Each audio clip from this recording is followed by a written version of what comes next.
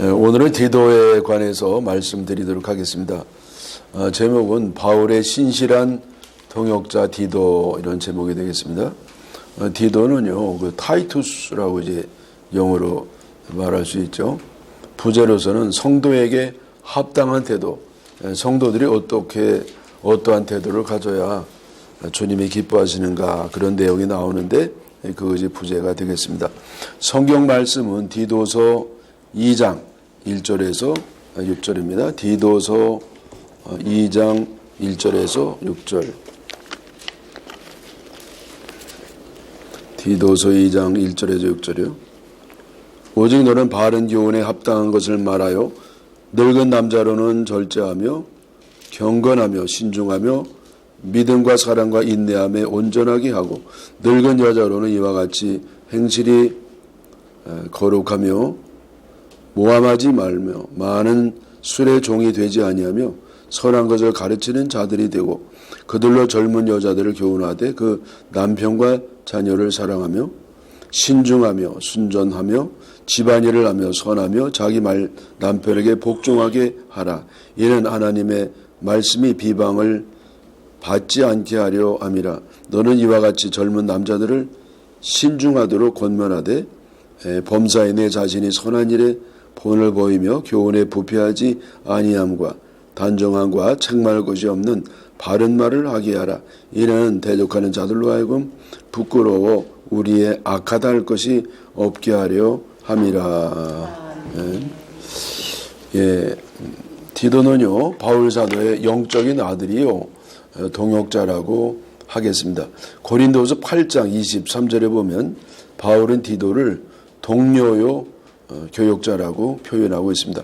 동료는 친구잖아요. 그래서 이 디도를 친구라 이렇게 했고요. 또 디도서 1장 4절에 보면 나의 참 아들 디도, 나의 참 아들 디도라고 표현하고 있습니다. 그래서 말씀드린 것처럼 디도는 바울 사도의 믿음으로 난 아들이고 보통 아들이 아니라 참 아들이라는 거예요. 여러분 요즘 참 속썩이는 아들이 얼마나 많아요. 근데 이제 참 아들이고 그리고 동역자라고 친구라고 그렇게 말할 정도로 바울의 신임이 두터웠던 주님의 종이었습니다. 디도는요, 거의 헬라인이었어요. 디모데도 그 아버지가 헬라인이잖아요. 그래 그런 면에서는 디도나 디모데나 같고요. 또 안디옥 출신이었다고 합니다. 예루살렘 출신이 아니잖아요. 그리고 이제 젊었을 때는 그리스 철학, 헬라 철학이나 그리스 똑같은 말이죠. 그리고 시를 배워서 아주 문학적으로 철학적으로 일찍이 참 유능했던 사람이라고 보입니다. 그래서 이제 바울 사도를 만나가지고 그 설교를 듣고 회심을 했던 것으로 보이고요. 그리고 이제 바울 사도의 신임을 얻어가지고 그 통역을 했고 또 비서처럼 활동했다고 합니다. 그리고 이 디도는 특별히 그 그레데 섬, 성경에는 그레데라고 되어 있는데요. 이 그레데는 크레타 섬이에요. 요즘 크레타 섬 아시잖아요. 그러니까 크레타 섬은 그리스에 속해 있는 땅인데 그 제주도처럼 가장 그리스의 큰 섬이고 지중해에서는 네 번째 큰 섬인데 그 그레데 섬, 크레타 섬에서 주로 사역을 했다고 전해집니다. AD 50년경에 디도가 이제 어디로 갔느냐, 예루살렘으로 가요. 그 바울 사도가 벌써 세 번째 예루살렘에 가는 건데 성경에는 4번 정도 이렇게 바울이 예루살렘 방문한 것으로 나오는데 하여튼 세 번째 방문할 때 바나바와 함께 이렇게 동행했다고 합니다.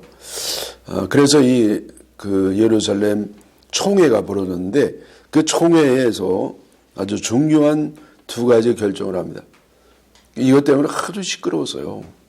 왜냐하면 특별히 그 유대교를 믿다가 개종한 기독교인들이 2가지를 아주 강조를 했습니다.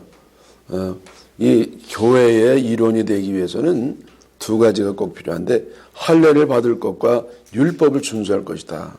그걸 너무너무 주장하는 겁니다. 뭐 예수님만 믿으면 되는 건데, 이거를 너무 강조하는 겁니다. 그래서 여기서 이게 그것을 딱 결정하는 그런 회의를 합니다. 그래서 이 뭐라고 결정됐냐면은 이방인 개종자들에게는 할례를 강요하지 마라.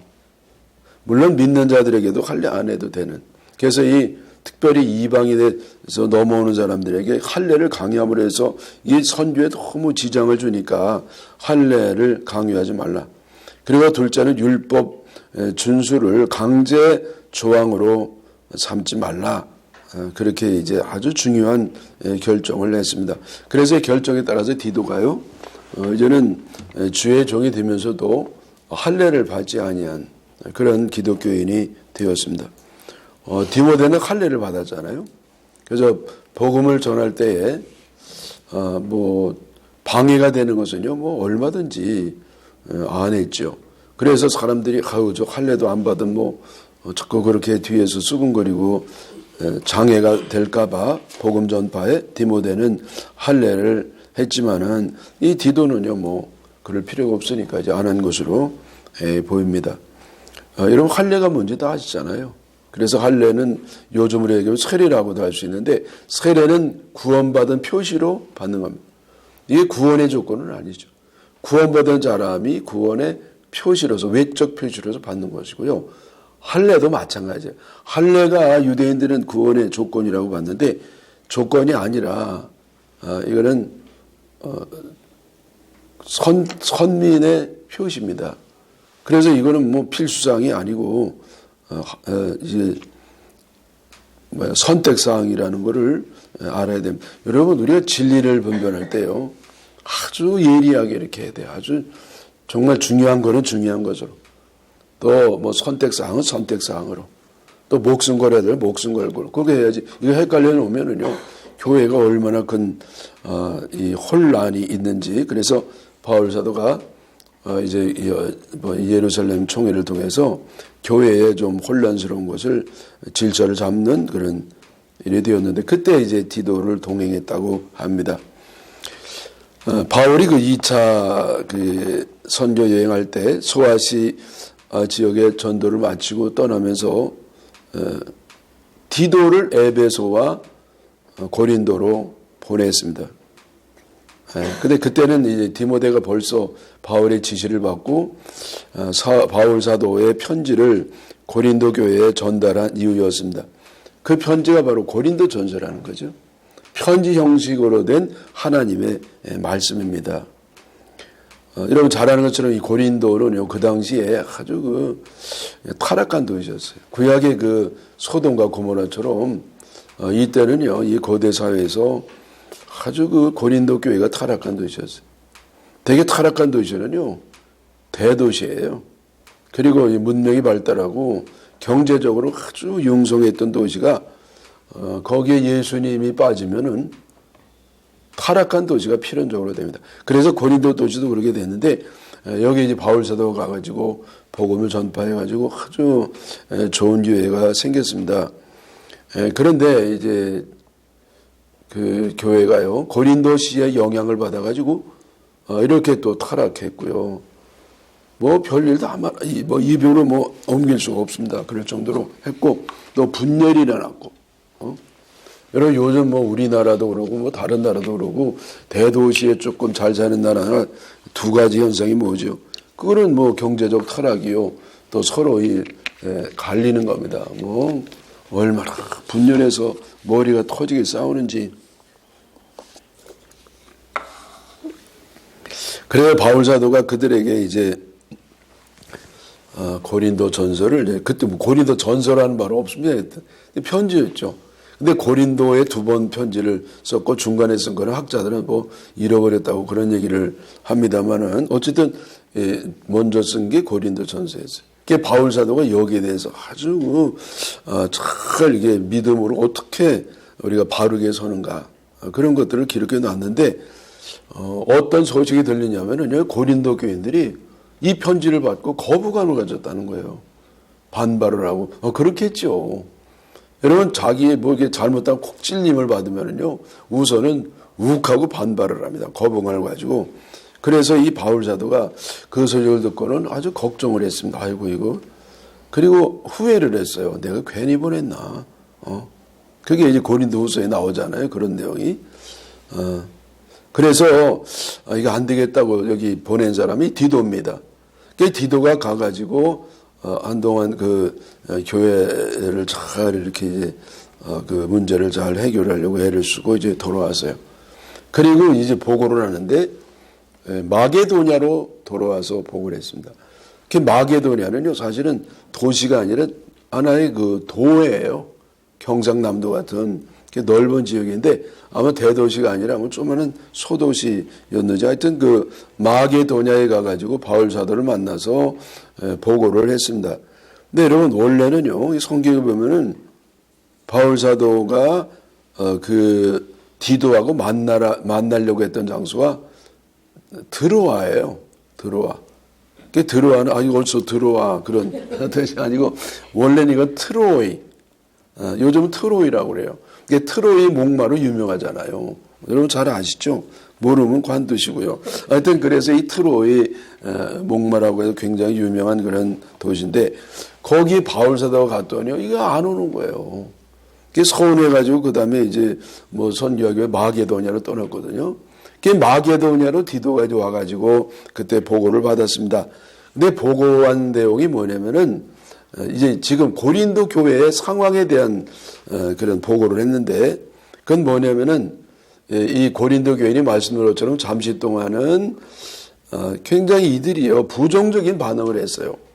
그러나 이내 이들이 정신을 차리고 점차적으로 회개하고 열심을 내고 이제는 바울의 말씀에 순종하고 그리고 바울 사도를 이제 보고 싶다고 보고 싶다고 한 번 더 여기를 찾으면 좋겠다고 그런 내용이 기록이 되어 있었는데 이런 보고를 때는 바울 사도가 어떻게 했습니까? 너무 기뻐한 겁니다. 디도를 만난 것만 해도 반갑고요. 또 이 고린도 교인들이 이렇게 회개하고 정신 차려가지고 바로 이제 서고 교회가 질서를 회복하고 교회로서의 아름다운 모습을 되찾았다는 걸 보면서 얼마나 기뻐했는지 그래서 이제 다시 한번 편지를 또 보냅니다. 근데 그 편지가 바로 이제 고린도 후서고요. 이걸 가져간 사람이 디도였어요. 또 이제 디도가 일 잘했잖아요. 사실은요, 이 서로 분열을 일으키고 타락한 데 가가지고는 돌멩이 맞고 뺨 맞고 쫓아나기 십상인데 이 디도가 얼마나 유능한 사람이었는지 볼 수가 있겠습니다. 근데 이 바울 사도가 마게도냐에 갔을 때는 건강 상태가 좋지 않았을 때라고 합니다. 그렇죠. 가는 데마다 환영받았나요? 아니요. 쫓겨나고 뭐 별일을 다 당하면서 외적으로는 환난과 핍박을 받고 또 내적으로는 건강이 아주 좋지 않아서 고생하고 있었습니다. 그런데 이 디도가 음으로 해서 아주 기뻤고요. 기쁜 소식을 들으면서 또 위로가 되었습니다. 그래서 이제 또 이제 디도를 통해서 편지를 보냈는데 그때 두 명의 동역자를 붙여버립니다. 왜냐하면은 그 아주 지혜로운 겁니다. 왜냐하면은 그 비교적 거금이거든요. 그 예루살렘 교회를 향한 그 헌금을 이제 이렇게 이제 수고해 가지고 이제 가야 되는데 그래서요 이거 이때는 뭐 혼자 가면 얼마나 불안해요. 산적대도 많은데 그것도 있고 또 하나는 뭐냐면은 괜히 구설수에 오르지 않도록 뭐 돈 떼먹었느니 뭐 별말 다 있을 거 아니에요. 그래가지고 여기 두 사람을 더 붙여가지고 그렇게 보내는데 이 성경에도 왜 보내느냐? 너희들이 쓸데없는 그 오해를 불식시키기 위해서 두 사람을 붙인다. 그래 바울 사도가 참 열정과 함께 지혜가 있었으므로 그렇게 선교를 이제 잘한 위대한 사도가 되었습니다. 자, 여러분 이 두 번째 보낸 이 고린도전은요. 고린도전서는 고린도 교회를 향한 그 어떤 그 도덕을 깨우치는 윤리 도덕 서적이라고 도덕의 하나님 말씀이라고 볼 수 있는데 이 고린도후서는 좀 더 그 프라이빗해요. 또 개인적이고 또 감정적이고 이런 내용입니다. 그리고 주로 어떤 내용이 되어 있냐면 예루살렘 교회를 위한 헌금을 좀 너희들이 최선을 다해서 하라. 고린도 교회. 그럼 잘 사는 동네니까 좀 열심히 하라는 겁니다. 그래서 지금 바울 사도가 마게도니아를 다니면서 그 교회들에게 헌금을 했는데 뭐 넘치도록 받았어요. 근데 이게 저희들이 풍성할 때가 아니라 이때 너무 어려울 때입니다. 왜냐하면 이 핍박이 막 본격적으로 들어왔고 또 기근이 있어가지고 어려운데도 저들이요 아주 분에 넘치는 그런 헌금을 했다는 거예요. 그러면서 고린도 교회도 말씀하기를 고린도 교인들에게 너희도 좀 이처럼 헌금을 좀 하도록 하라. 그렇게 이제 부탁을 했습니다. 그래서 아마 뭐 그 이후에 어떻게 된 건지 기록이 안 나와요. 근데 아마 뭐 열심히 이렇게 해서 예루살렘 교회를 도운 것으로 보입니다. 그리고 이제 좀 세월이 지난 이후에 AD 한 64년경에 바울 사도가 이제 로마로 가가지고 이제 감옥에 들어갑니다. 그리고 거기 잠시 이제 풀려나지 않겠어요? 그 풀려났을 때 바울 사도가 뭐 했느냐? 이 마게도냐 그 근방을 다니면서 전도했고 또 크레타 섬에서도 복음을 전했다고 합니다. 그리고 이제 이 디도를 크레타 섬의 감독으로 임명을 하고 이제 디도로 하여금 크레타 섬에 많은 장로들을 세우도록 했습니다. 그래서 교회 조직을 좀 더 든든하게 했습니다. 후에 이 바울은 디도를 니고폴리로 소환한 내용이 나오고 또 나중에는 또 달마티아로 떠났다. 그런 얘기. 이 달마티아가 달마시아 개 종류 원산지인지는 모르겠어요. 그건 확인 못했어요. 어쨌든 뭐 이름이 비스름해가지고 그런 추정을 해봅니다. 이 디도는요 결국 이 크레타 섬에서 가장 큰 도시 수도였어요. 당시에는 칸디아라고 되어 있었는데 요즘은 여기 어떤 데냐면 이라클리오라고 그래요. 이라클리오. 여러분 들어보셨나요? 못 들어보셨겠죠. 그래서 여기 그 크레타 섬의 그 수도 여기서 복음을 전하고 목회를 하다가 바로 그 주변에서 숨을 거두었다고 합니다. 그래서 디도의 그 유해는 그 이라클리오에 있었는데 터키 점령 시대 때 이걸 뺏겼대요. 그래서 이 터키가 뭐 베네치아로 이송을 했다가 1966년에 반환이 되어 가지고 현재는 이 크레타 섬에 있는 이라클리오 디도 교회에 안장이 돼 있다고 합니다. 여러분 이 디도의 일생이 이제 그랬어요. 그래서 한마디로 얘기하면 디도가 이 바울 사도의 오른손처럼 디모데도 그랬잖아요. 아주 참 훌륭하게 목회를 잘했던 사람이었습니다. 그리고 이제는 디도가 기록한 디도서에 대해서 말씀을 좀 드리겠습니다. 여러분 디도서는 누가 기록했겠어요? 그렇죠. 바울 디도가요 이렇게 할 수도 있잖아요. 근데 바울 사도가 디도에게 개인에게 보낸 서신이에요. 내가 목회를 할 때 이렇게 해라. 특별히 장로들을 세울 때 아무나 세우지 말고 이러한 사람을 세우도록 하라.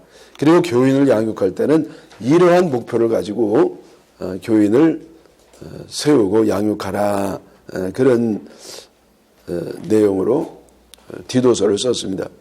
언제냐면은 AD 66년경이고 바울 사도가 67년 그의 1년 후에 순교했다고 하잖아요. 근데 1년 전쯤 거의 말년에 이걸 기록했다고 하고 마게도냐에서 기록한 것으로 추정이 됩니다. 여러분 마게도냐 어디인지 아시죠? 요즘은 이제 그리스 지역이잖아요. 그리스의 그 북동쪽에 있는 옛날에는요 이 당시 마게도냐가 별도로 있었던 그런 때가 아니었겠어요? 그래서 그 디도에게 보낸 편지 형식의 하나님의 말씀입니다. 여러분 이 그레데는요, 여기 바울 사도가 이제 써놓은 말씀에 나오는데 그레데는 아주 좀 타락한 도시라는 거예요. 게을르고 이 그레데 하면은요 아주 별로 그렇게 좋은 이미지가 아니었어요. 그래서 그 도시를 좀 하나님 말씀으로 좀 성시화하고 또 영지주의와 유대주의가 판을 쳐서 혼란스럽던 교회의 질서를 바로 세우고 이 성도들의 신앙을 바로 깨워주기 위해서 기록을 했던 것입니다. 그래서 디도서는 디모데 전후서와 함께 목회 서신이라고 불립니다. 그러니까 목회자에게 목회할 때 어떠한 그런 내용을 가지고 목회를 해야 되는지, 특별히 사람을 세울 때, 그래서 참 이게요, 목회자들에게 굉장히 필요한 서신이에요. 이거를 자꾸 한 100번을 읽어봐야 돼요. 그래서 여기에 따라서 세우면 별 탈이 안 나거든요. 근데 말씀대로 한다고 말로만 말씀대로지 주로 말씀대로 안 하거든요. 또 기도하면서 하긴 뭐래, 별로 안 해요. 하긴 하겠죠. 근데 정말 금식을 하면서 몸부림치면서 응답 받을 때까지 해야 되는데 그렇게 안 한 그것이 이제 문제가 되는 겁니다. 자, 그래서 여기 주요 내용은 감독과 장로의 자격, 어떤 사람을 세우느냐? 그거는요, 디모데 전서하고 비슷해요. 그건 이제 시간이 없어서 이제 생략하고, 시간 관계상 성도들이 어떤 태도로 이 세상에 살아야 되느냐, 거기에 대해서 중점적으로 이제 2장에 기록되어 있는데 그것을 말씀을 드리도록 하겠습니다. 제가 아까 봉독해드린 말씀은요, 그 늙은 남자, 늙은 여자, 젊은 남자에 대해서 이제 어떻게 이제 세상에서 살아야 되는지 나와 있는데, 그 좀 간단히 말씀드리겠어요. 첫째로 늙은 남자들이 취할 태도인데, 시간이 없어서 성경을 읽지 않겠어요? 첫째는 절제하라는 거예요. 그 늙은 남자는요, 절제해야 돼요. 여러분, 나이가 들면은 이렇게 더 이렇게 아름다워집니까? 아니면 추해집니까? 더 본능적이 됩니까? 더 멋있는 젠틀맨이 됩니까? 여러분, 나이 들면은요, 대부분 이렇게 좀 본능적이 돼요.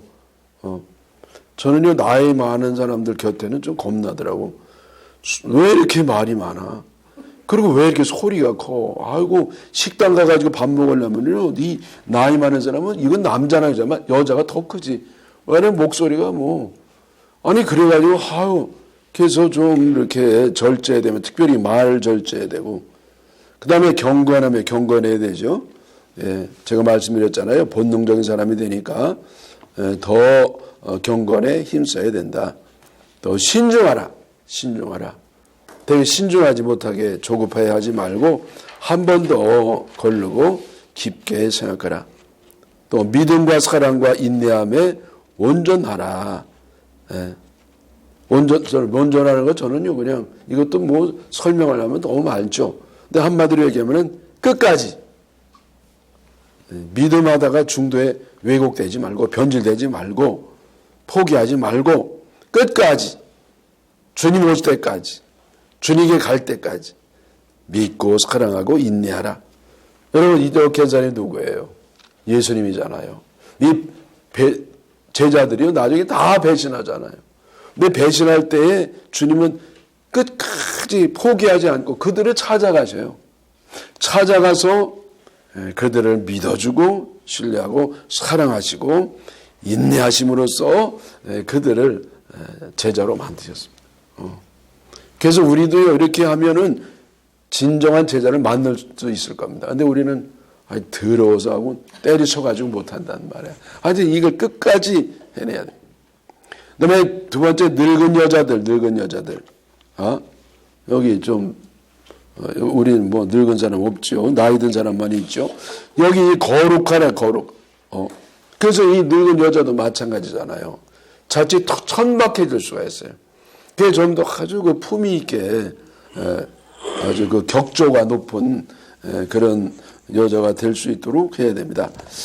그러면 어떻게 해요? 하나님 말씀을 묵상하고 순종하고 기도하고 성령의 인도를 받고 그래야 되지.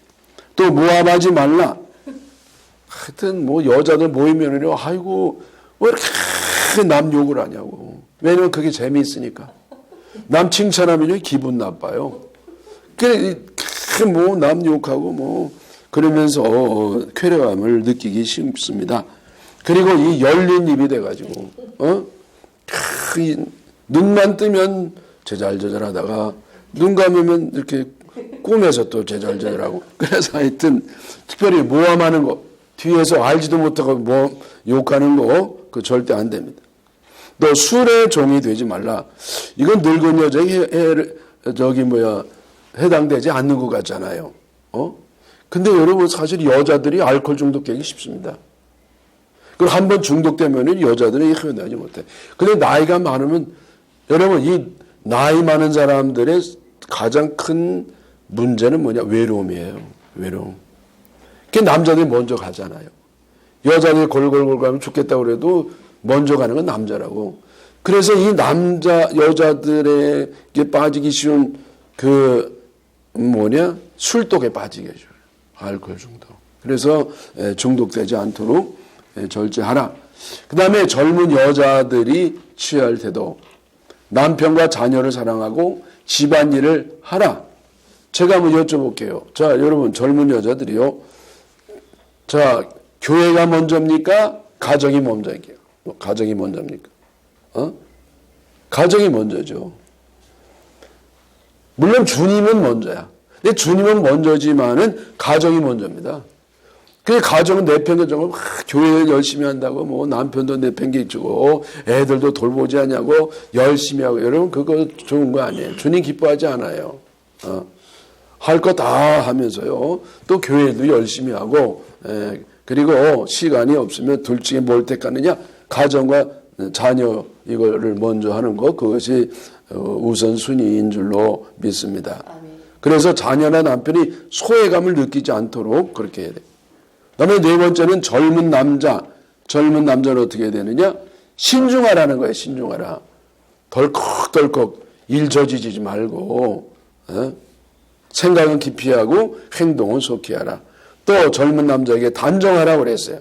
단정하라. 여러분 몸과 마음이 깨끗해야 돼요. 그리고 이 젊은 남자는요.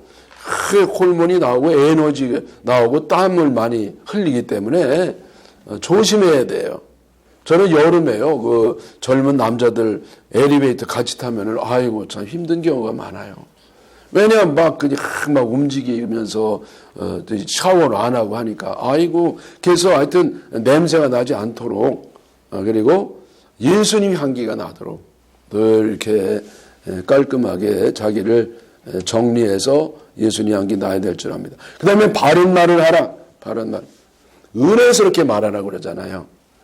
그리고 특별히 화날 때 말하지 말아야 돼. 화날 때 감정이 있을 때 나가는 말은 후회를 가져옵니다. 상대방에는 상처를 주고. 그래서 바른 말이라고 하는 것은 꼭 올바른 정답을 말하라. 저는 그렇게 보진 않아요.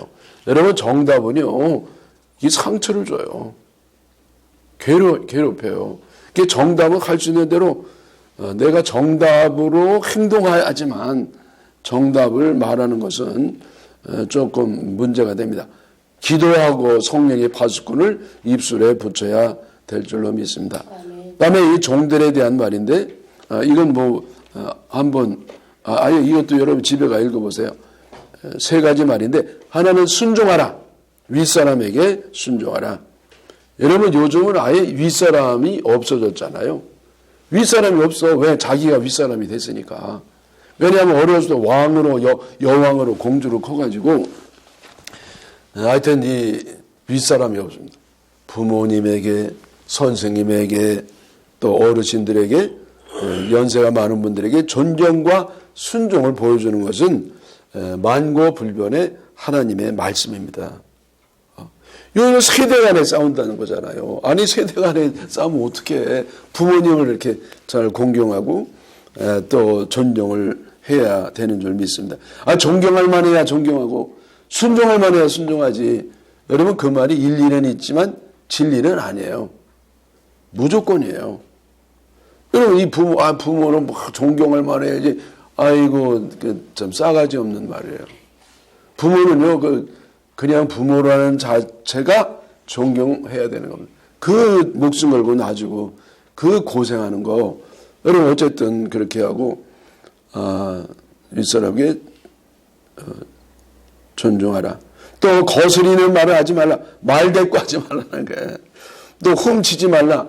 누가 훔치겠나? 훔칠 수 있어요. 하나님이 안 계시면은요, 훔치는 겁니다. 특별히 시기심과 열등감이 내라. 나는 이렇게 고생하고 있는데 주인은 나는 너무 삐까번쩍 잘 사는 거야. 그리고 뭐 하는 일도 별로 없어 보여. 뭘 하는지도 모르면서 그 어려운 일이거든요. 자기는 단순노동 하는데 자기 이렇게 뼈 빠지게 고생하는데 주인은 저렇게 한 일도 없게 금수저가 돼가지고 잘 산단 말이야. 이러면서 내가 훔쳐도 된단 말이야. 그 논리는요 마귀의 논리예요. 마귀의 논리. 자, 그 다음에 결론이 뭐냐면은 윗사람에게 순종하라. 예, 말씀드렸어요. 또 비방하지 말라. 뒤에서 알지도 못하고 비판하거나 욕하지 말라. 다투지 말라. 싸우지 말라는 거예요. 욕심이 서로 부딪힐 때 싸우잖아요. 그러면은요, 그냥 내가 양보해주면 이기는 겁니다. 또 다투지 말라. 얘기했고, 관용하라. 관용하라. 너그럽게 이해하고 용서하라. 할 수 있는 대로 이해하고. 여러분, 이해하지 않고, 이렇게 곱깝게 하고, 못되게만 이렇게 해석하고 하는 사람은요, 그 자체가 벌이에요. 왜? 마음이 괴롭거든. 여러분, 남을 나쁘게 보면은요, 이게 영적으로도 안 좋아요, 사실은. 그게 자기가 이게 해로워요. 그래서 할 수 있는 대로 좋은. 근데 사기꾼도 좋게 보고, 그건 또 문제가 있어요. 현실대로 보도해. 할 수 있는 대로 이해하고 용납하는 게 좋습니다. 저도요, 언제 화를 주로 내냐면은 자동, 이제 차를 끌고 다니다가 뭔가 막 운동 복귀를 어기고 나는 오래 서 있는데 끼는 거야. 그럼 막 저절로 입이며 막 희한한 말이 나와. 근데 여러분 사실은요, 나도 그렇게 많이 했거든. 내가 한 걸 모르고 남이 하면은요, 막 욕을 하는 거야. 그래서 사람들이요, 자기를 몰라요. 자기가 뭘 하는지 몰라요. 그리고 남이 하는 것은 현미경으로 들여다본다. 현미경으로. 확성기를 말하고 주님이 기뻐하지 않는 줄 믿습니다. 그리고 마지막은 온유하라. 온유. 따뜻하고 부드럽게. 차갑고 냉정하지 말고 아주 싸납지 말고 푸근하고 평안하고 따뜻하고 그런 사람이 되시기를 축원합니다.